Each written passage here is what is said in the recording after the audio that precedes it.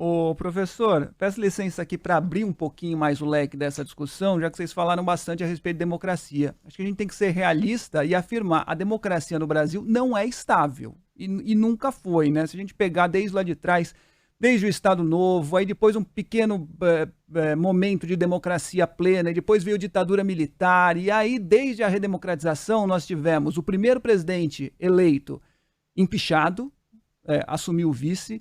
Tivemos ali 18 anos de Fernando Henrique, Lula e primeiro mandato de Dilma com uma democracia até certo ponto estabilizada, e depois outro impeachment da presidente Dilma Rousseff, um ex-presidente preso e depois solto porque o julgamento foi anulado, e agora um ex-presidente que fica inelegível por 8 anos. Ou seja, a democracia no Brasil é instável, foram Montanha poucos os russa. períodos de estabilidade. Por que a democracia no Brasil tropeça tanto, professor?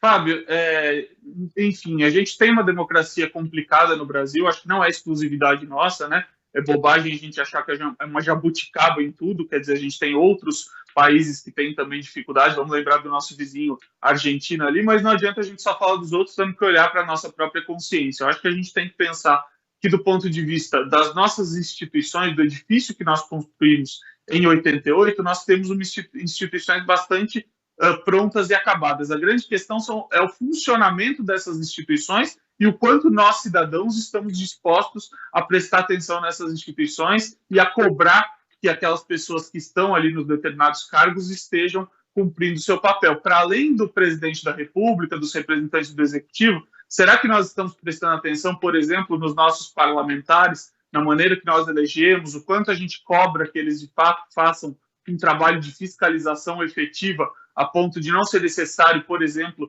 que a justiça intervenha? Vamos lembrar agora a última indicação ao Supremo Tribunal Federal. Foi a indicação do advogado do presidente da República, o Zanin, para a alta corte. Aí você poderia dizer assim, bom, o Senado Federal poderia reprovar essa indicação. O Senado Federal não reprova indicação de presidente da República desde o Floriano Peixoto, desde o século XIX. Será que a gente não tem que prestar atenção, então, no conjunto da obra ali, não só no presidente? O que eu quero dizer, ao fim e ao cabo, é que nós precisamos formar cidadãos democratas no nosso país. E eu acho que a gente não, aposta muito na ideia de que nasçam cidadãos democratas no Brasil, e não é bem assim. A gente precisa ensinar as pessoas, a gente precisa dotar o cidadão de educação para a cidadania, de educação política, a fim de que ele, de fato, aprenda a exercer a sua cidadania, aprenda a votar, aprenda a cobrar, sobretudo, os seus candidatos, se eleitos ou se não eleitos. E eu acho que a gente deixa isso muito na rédea solta, a gente deixa muito naquela velha ideia gasta de que política, futebol e religião não se discute. Bom,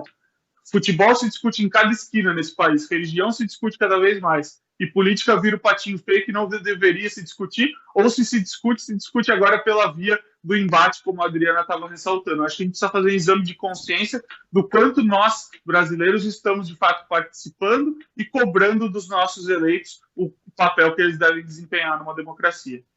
É isso, sair desse lugar em que se odeia políticos, qualquer que seja o político, e na hora de votar você vai para os extremos, porque você acha que é a única solução para que seu lado vença, sem efetivamente cultivando discutir. salvadores da pátria, né? Desculpa, Adriano, te interrompendo. Não, é isso. Cultivando salvadores da pátria, que achando que eles é que vão dar um jeito. Quem vai dar o jeito somos nós, né? E não os salvadores da pátria. E a gente nunca vai para o lugar que a gente precisa ir, que é debater um Brasil de verdade, sem esses extremismos, sem esses salvadores da pátria, encontrando um caminho de fato de democracia que pode se consolidar. Eu tenho esperança, professor. E aqui, ó, só para a gente concluir, eu falei aqui, cada vez que a gente cita Bolsonaro ou cita Lula, antes mesmo da pessoa, às vezes, compreender o que a gente está dizendo, a gente leva uns socos e uns aplausos. Mas a gente leva uns elogios também. E eu vou trazer um aqui para o senhor, nosso ouvinte Antônio, professor lúcido e imparcial. Parabéns.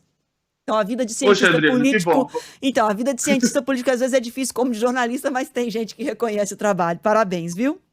Sempre vai ter, muito obrigado. E uma nota de otimismo, né? Sinal que a gente está conseguindo caminhar para um lugar mais tranquilo e menos assim combativo do que a gente tem enfrentado nos últimos anos. Um prazer conversar com vocês novamente e um prazer conversar com todos os ouvintes da Band News, em especial um abraço ao Antônio.